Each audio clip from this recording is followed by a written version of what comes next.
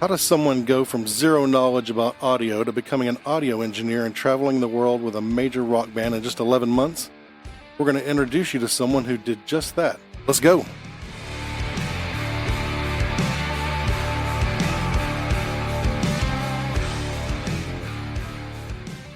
All right. Welcome, everybody, to the latest episode of Background Noise, the Henson Family Podcast. Stephen here, and I am with my ride or die, Amy. Hey. And today, making her Henson Family Podcast debut is our second born, also known as the middle child, also known as the cool aunt, Anna Henson, calling in from Lidditz, Pennsylvania. Hey, Anna. Hey, Anna. Hello. I am the cool aunt. You're right. You are.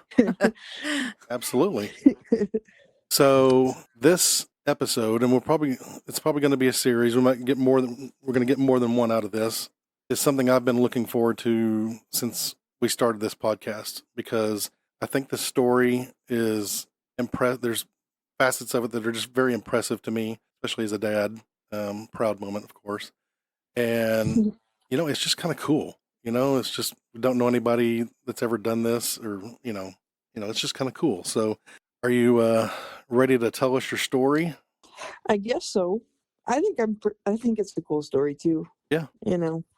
So, as the title of the episode entails, or leads you to believe, we're going to talk about how Anna went from zero audio knowledge to being an audio engineer and traveling the world with a major rock band. So we're going to kind of set it up a little bit, go back to before everything started, and you graduated high school a semester early. And go ahead. Oh, no, you keep going. Okay.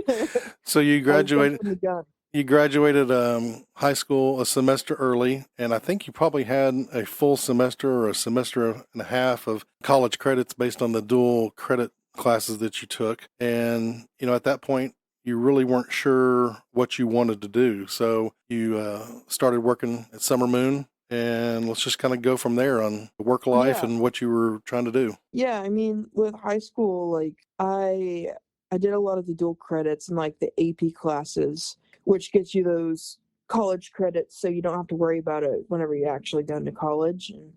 And I got a lot of those racked up. I think you said a semester and a half, which that sounds about right.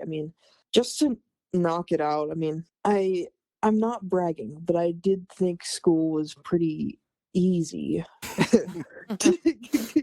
Well, I just did it. Yeah. But it just wasn't something I didn't necessarily enjoy it. I was just it was just a task that I got done. That's true. I remember you could just do it, Anna. I was like, okay, I'll just do this, I guess. And so, and then by the time, I was going to say, I do remember you being a little bit bitter because you graduated early and a semester early, so you were kind of looking forward to being at home while your other friends were stuck at school, and you were going to go up there and maybe have lunch with them and just kind of smile at the fact that you could just leave, but then COVID hit, and so everybody was at home, so I think you felt a little cheated. I did. I was just I worked really hard so that I could just get everything done and be ahead of everybody and be able to, be at home and not have to worry about school. And then, and then everybody got to be home and not necessarily worry about school. So that was stolen from you. Yeah. Yeah. It worked out really, because they still had to technically do classes. It was just in a different format, and that was easier. But I was able to get a job and kind of jump the gun on working and stuff. So it all panned out. At the time too, I was still debating on the whole college idea. Mm-hmm. I remember when I just graduated early, I think it was December, and I was going to take some classes at the community college. Yeah. And then I just started doing that, and I realized how much I hated it. Not necessarily because I wasn't bad at it. You took some? I took 2 classes. I don't remember that. Yeah. Oh, okay. Just because I started, and it was just it was the easy classes. It was foundations to learning. Yeah. It was one of those that you had to take. Yeah. And I was just like, why am I doing this? And I know there was a sense, Anna, at the time that, when you're paying for those type of classes, you don't want to waste your money either. I mean, you want to put that money towards something you really want to do. And I think you were still, trying to figure that out. You didn't know yet. Yeah. Cause I mean, I knew I was going to be the main one, like paying for it. And I was just like, I don't want to pay for classes if I don't know if I'm going to end up even using it. Cause then like, if I did find out a major at some point, then it's like, oh, I didn't need to take that class, but I need to take this class, which is very similar. I'm like, well, okay, now I got to go pay for that class. That really doesn't matter. And I didn't really know my major, and I didn't know when I was going to figure that out. So I just kind of stopped. Yeah. And so you started working at Summer Moon, and that's how we developed our obsession with Summer Moon. And yeah, you're welcome. Yeah. Yeah, there'll be coffee talk in some of these episodes, but anyway. Cost me a lot of money. Me too. So, Anna, what was your goal when you were working, right? To what?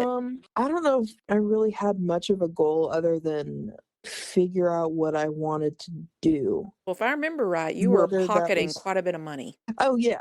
Okay. Okay. Yeah. I mean, I was saving for whenever I figured out what I did want to do. Biding your time. Whether that was, figure out if there's like a major that I really wanted to focus on and like go back to college, or like go to college and focus on that, or find a career that necessarily didn't take a college route and do that. Okay. Or live in a school bus. I know that was at one point an idea. Yeah. So I don't know. I was just saving for whatever it ended up being. Okay. You also had that brief time where you thought you might want to join the military too. Oh yeah. That was definitely more of like in like senior year of high school. Yeah. I don't know. I like the idea of not sitting at a desk, I liked working like with my hands, things like that. So that's kind of where that came from. But so I guess maybe I should know this, but where did your interest in music and live events come from? What were your influences in that area? It started kind of during COVID, really. I was working at Summer Moon, that whole thing, and just kind of out of boredom, I just started thinking, I was just like, I want to know more about music. And when I say that, I was just like, somebody could be like talking about the Beatles, and I'm like, I really couldn't tell you who was in the band. Mm-hmm. And just some of like those really like, early foundational like bands like that. I was like, I don't know, but I would enjoy having a little bit more knowledge about that. And so from there, I just it really did start, like the Beatles was the first band I like was like really decided to like kind of focus in on and like learn about, just because they're kind of a big, everybody knows the Beatles, really. Icon. Yeah. And I was like, okay, I'm gonna listen to all their albums and like learn about them. And I really enjoyed that. I mean, yeah. And so I kind of took that idea and their influences, and I was like, oh, okay, they like this person, let me listen to a little bit of their songs. Mm-hmm.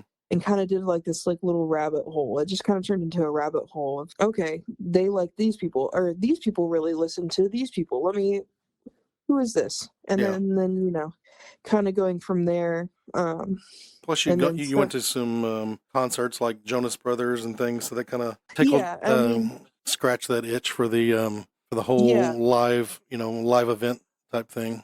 Yeah, so during COVID was really like kind of getting into the idea of like listening to music and like appreciating that. Mm-hmm. And then once COVID started kind of dying down a little bit and live events started coming back, that's when I was like, I think it'd be really fun to go to some like shows and like experience some live shows.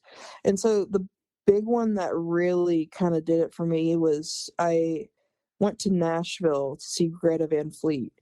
I was like, because knowing people in Nashville, I was like, I think it'd be kind of fun to just road trip out there by myself and go to the show, because why not? I had the time, I could request time off and go do that, and so I did. I noticed that you just quoted from We Bought a Zoo. Why not? True, I forgot about that. Favorite movie.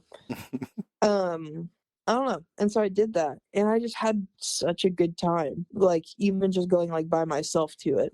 And so from there, I just kind of went with the idea of like I really enjoyed live shows and just the whole atmosphere behind it. hmm And I kind of made it a goal that it was like at least once a month I would go to a show just for fun, you know.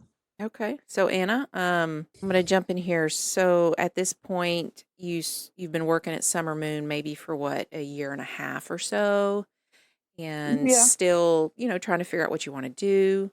hmm So tell us, how did you discover Blackbird? And first Yeah. of all, after you tell us about that, also include what is Blackbird for those people that Mhm. don't know what Blackbird is. Yeah. So this time period, I actually wasn't working at Summer Moon. I was working at another coffee shop, bigger chain called Dutch Bros. I guess whenever this happened. But Blackbird is an audio school that's in Nashville, Tennessee. I kind of say it's almost like a trade school where, they focus like very intensely on that one skill for a period of time. So yeah, So that's is it like Blackbird. a four-year school? Like, what's different about Blackbird than a traditional university? Yeah, Blackbird is only 6 months long, Okay. which is really, really nice. And compared to, like there's another big like audio school called like Full Sail. They're like a 4-year school, things like that. But yeah, Blackbird's only 6 months, but you're there Monday through Friday, like, 9 to 5 pretty much. Like a So job. it is like your job to be there. Um, but what you get out of it is a good job. So it pays off really. And they Huh? have, and Blackbird has two tracks, right? The studio track and Yeah. the live engine or the live sound. And you went with the live sound because Mhm. you like the whole live event, aspect of it. Yeah, Blackbird itself is a studio formed by John McBride, who is, if you know Martina McBride, that's her husband. But he has a studio in Nashville called Blackbird. But he originally got into the music industry by being a live sound engineer and starting his own like live sound company.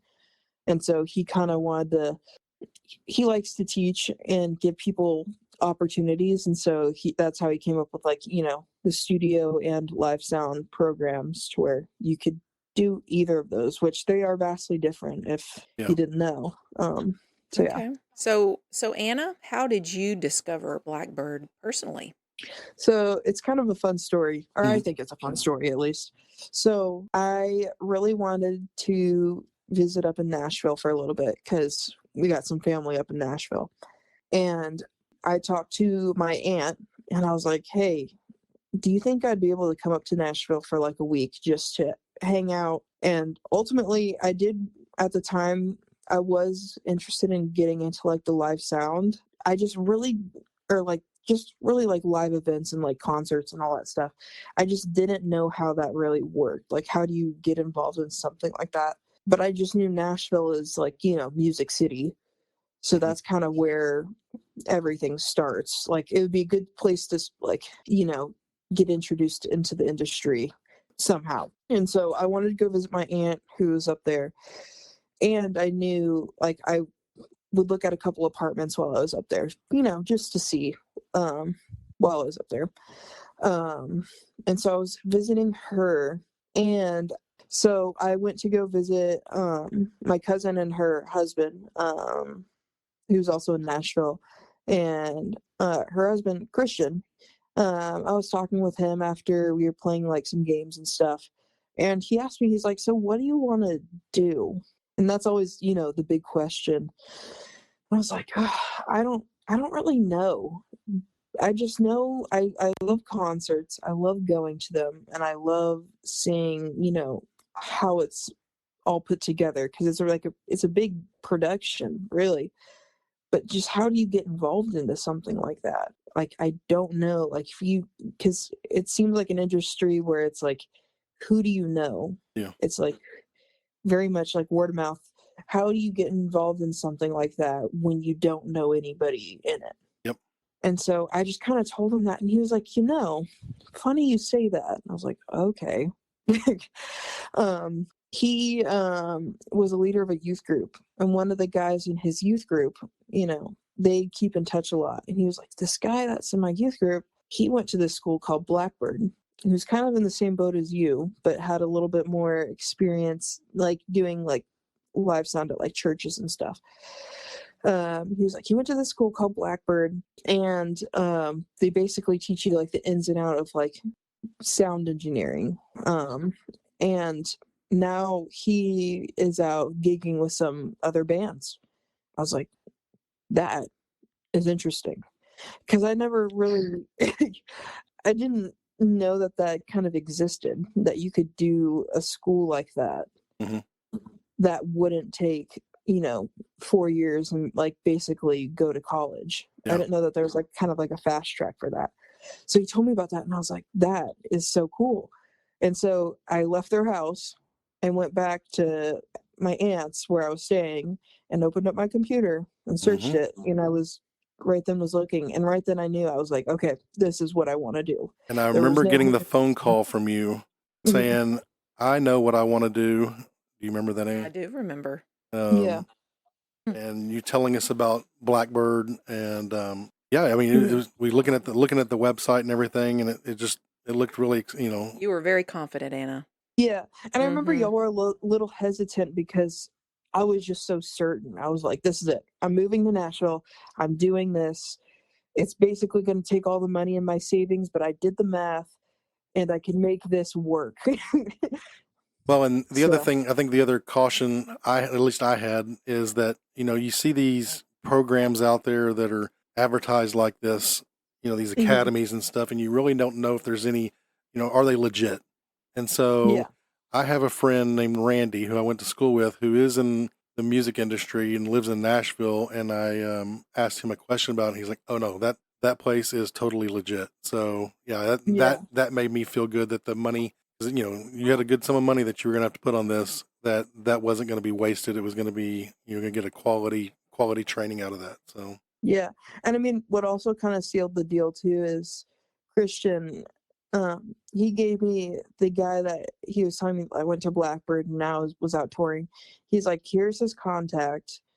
You should call him and talk to him, and just, if you have any question, like write down a list of questions and just talk to him about Blackbird. And I was like, okay. And so I scheduled like a call with him. And even just after that, I was like, okay, I was getting so excited. I was so giddy. I was like, this is legit going to happen. I'm no longer going to be a barista. I'm going to move and do this thing. So, yeah. So then you got back, and, there's an application process for this. You just can't say, I'm going to go to Blackbird and you just show up. So there's an application process where you have to give any kind of experience that you might have and stuff. And then there's a limited number of spots. Yeah, they have to accept you, right, Anna? Yeah, pretty much. Okay, so tell us about that. Yeah, I'm trying to remember what all was on that application, but they do ask if you have any like prior audio experience, things like that. I had to do like, I think a few essays, things like that. But I will say the essays were less geared toward like experience, but more of just like personal, like motivational, like how you would go about things, that kind of stuff. Yeah, and there's only 15 spots per class, and they do 4 classes a year. And so whenever I went to go, and I went to Nashville and first heard about this, it was May, and I believe the next class started in July. So I was really at first really aiming to see if I could swing that July class, but it just was too early. Yeah, I think everything worked out perfect. Yeah, it worked out. It really did, because I got in contact with the people at Blackbird and was trying to get that July spot, but it was just not going to really work out if I did the math and like some money. And I was like, okay, if I save up for a little bit longer and do the October class, that like I could really nail that down. And so that's what ended up happening, and I got accepted for that one. So at the beginning, I mentioned that from my standpoint, this is kind of, this whole story is just something I'm very proud of for you. I can't save money to save my life. And Audrey shares that characteristic that I have. But you, knowing that Blackbird is pretty much a 9 to 5 job, Yeah. and you really probably weren't going to be able to work, or if you would be able to work, it'd be like on the weekends or something, that your income Yeah. was going to be very limited. You Uh-huh. saved up enough money to pay for Blackbird, and see, Blackbird's 6 months, so I think you saved up 7 months worth of rent Uh-huh. and just living expenses, so you wouldn't have to take a job at all while you were there. I mean, that Yeah. that was a big chunk of change, and I mean, that was Yeah.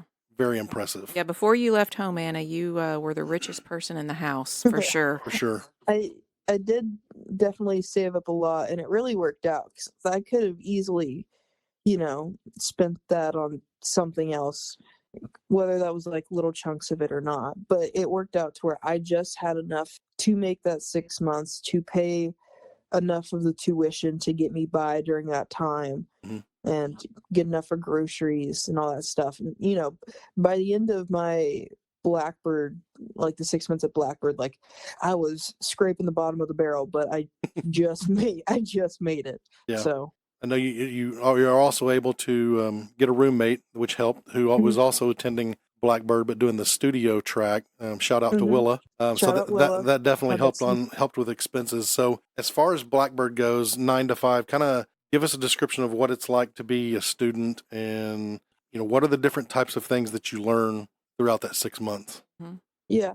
So first, I'd like to say, if anybody is interested in going in the live sound industry, I 110 recommend Blackbird to anybody that could afford to do it, because it really is worth it. It's only 6 Yeah, like I months. said, it's only 6 months. It is 9 to 5, or I think it's really 10 to 5. But Yeah. basically, it's your full time job.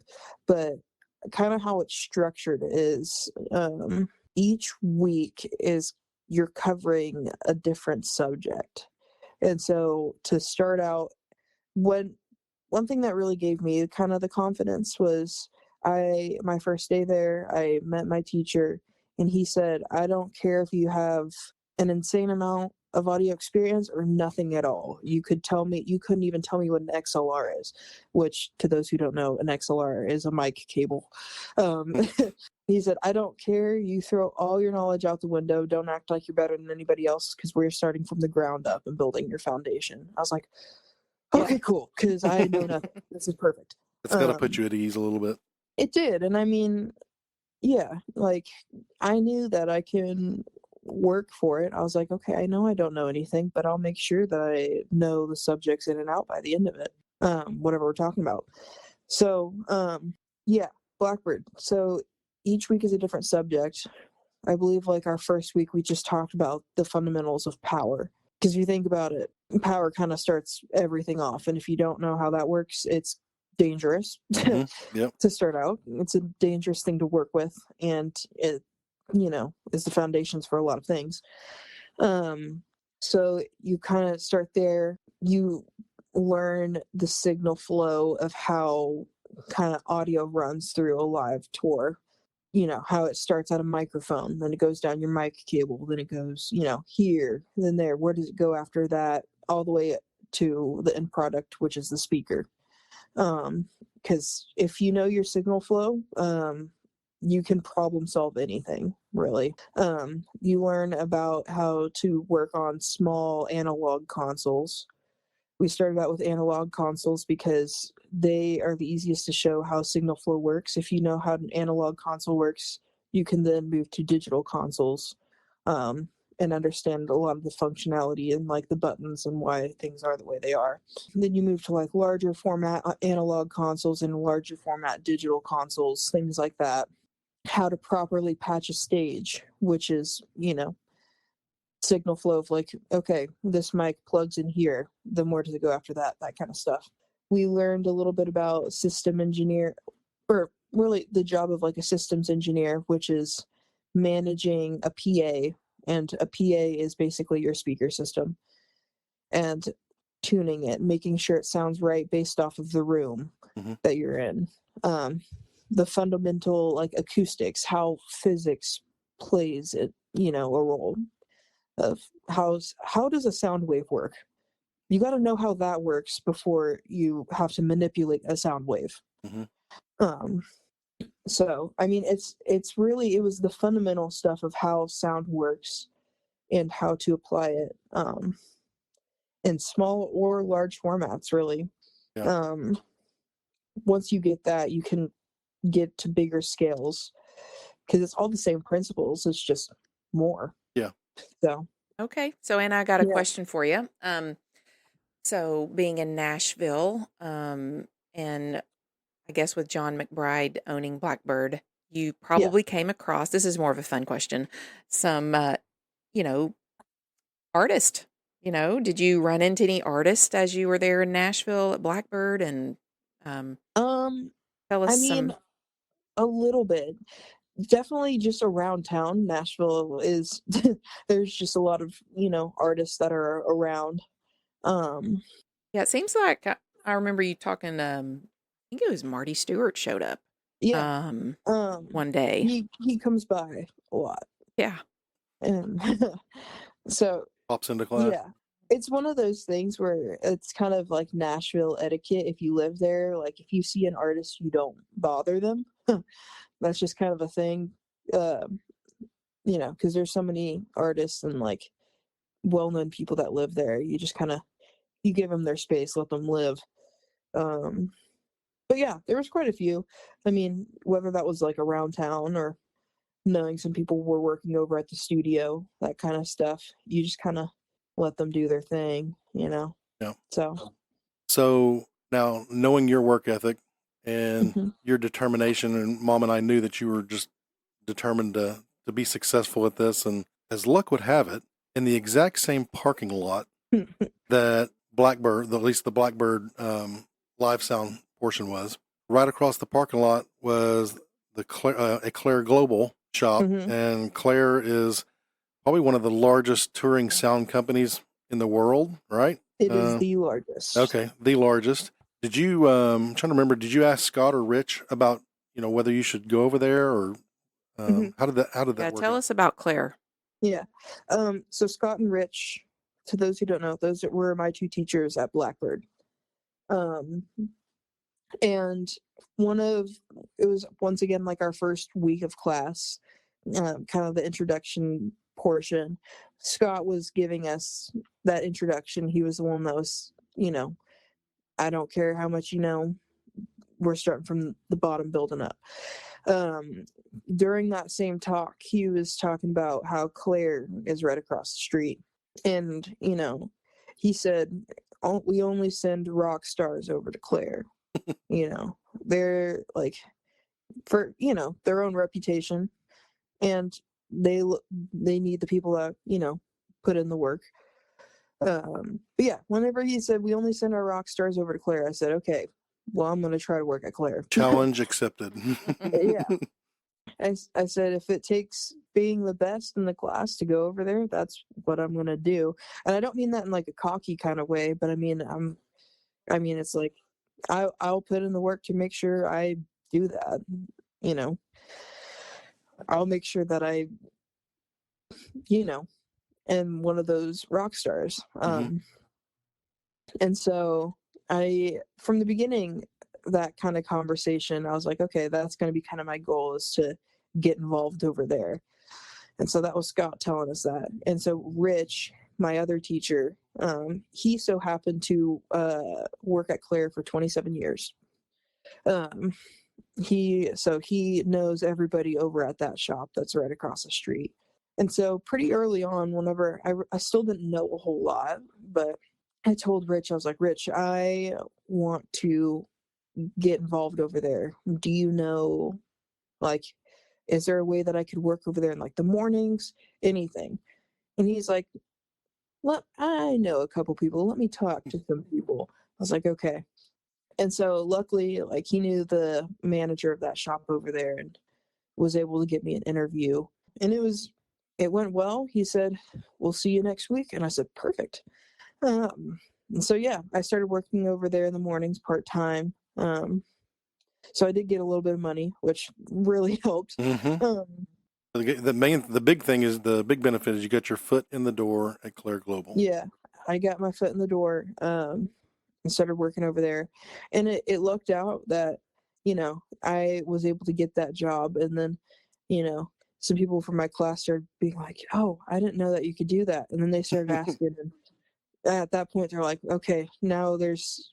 I was the last one before they're like, "Yeah, we don't need any more people," Yeah. so I barely made my way in. But that's you taking the initiative to do that. So Yeah, yeah, you kind of have to be eager and reach out if you want to yeah. get those types of things. And so it really worked out. And yeah, I got my foot in the door and was able to get some contacts and, make my want known in the Mhm. sense of like, I want to be on the road. I will do what it takes to do that. Yep. That kind of thing. So if we're looking at a timeline, you started Blackbird October the 3rd, 2022. Hmm. And so after the first of the year, you're working at Claire and you knew you wanted to go out on the road. And I know you talked to some folks there at the shop. Hmm. So roadie in training, Yes. RIT. So how Yes. did you find out about RIT? And what is Mhm. RIT? What is RIT? Where is RIT? And because I know you had to apply for it. It's one of those things. It's not automatic. But tell us a little bit Yeah. about how you found out about RIT and how that went. Yeah. So RIT, as Dad said, roadie in training. Um, it is a s- class that you have to go through. If you work at Claire and you want to go on the road, you have to go through RIT to become a roadie, no matter what. It's just kind of how the system works, to make sure people are qualified to be able to do a job working for Claire. Now it's 3 months long. It used to be a little bit longer, but it's a course now 3 months long. That is up in Lidditz, Pennsylvania. Lidditz, Pennsylvania is where Claire's headquarters is at. That and they just make sure everybody has to go through there, to keep kind of it standardized and everything like that. Yep. Yeah, I found out just through talking to people over at the Nashville warehouse, kind of like what steps you have to take in order to become a roadie, finding out about RIT, talking to, some people there at the shop, like how am I able to get an application? When's the next class? Like, Mhm. when can I get the ball rolling? Just to see how immediate can I get this thing to work. And it kind of worked out perfectly how you were saying, the timeline was kind of perfect. This was kind of one of those perfect moments where I was able to like submit an application. They're still figuring out kind of like the timeline. And I graduated from Blackbird March 31st, and that's a Friday. And the upcoming Monday, which I think was April 2nd, Second, maybe? third. 3rd. Okay, April 3rd. So yeah. So that coming Monday was the first day of the next RIT class. So if I wanted to get that slot, I would have to move from Nashville to Pennsylvania over the weekend to get ready for class. In one weekend. One weekend. Yes. Yes. Yeah. And they're still trying to figure out kind of that schedule, pretty close to it. So I really didn't know until like a month out that I was moving over the span of a weekend. I was like, okay, well, let's do this thing. So Yeah. And we got to say, before we jump to our next section of the interview, Mhm. you did graduate as the Platinum Award winner. Can you explain what that is? Yay. Yeah. I don't mean this as any bragging rights in any way. I'm just Well, we I'm asked speaking you. out loud. Yeah, we asked. Yeah, we're asking. Yeah. So the Platinum Award winner is basically the top person in the class at Blackbird. Yeah, it's just basically showing that you got basically the best grades and you put in the effort and they see you as the top candidate essentially.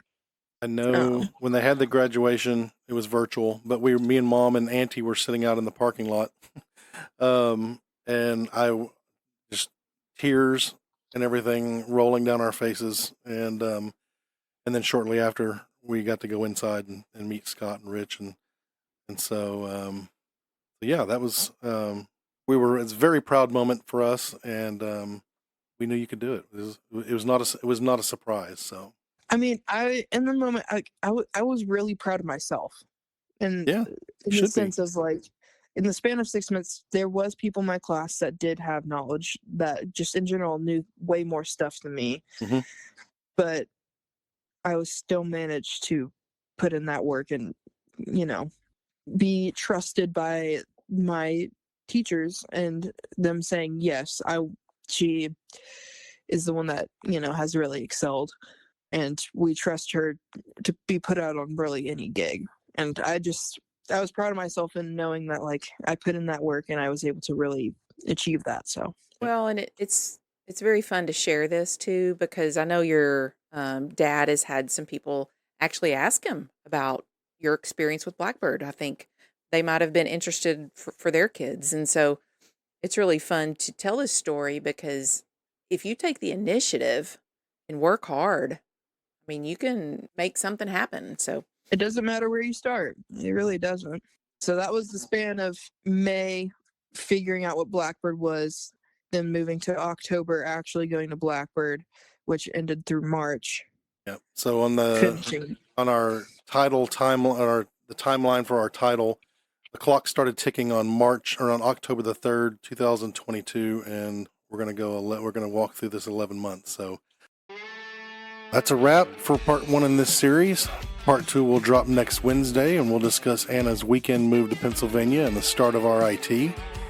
Please consider subscribing to stay up to date on all our episodes, and if you have suggestions, you can email us at podcast@hensonfamily.me, podcast@hensonfamily.me. Thanks for listening.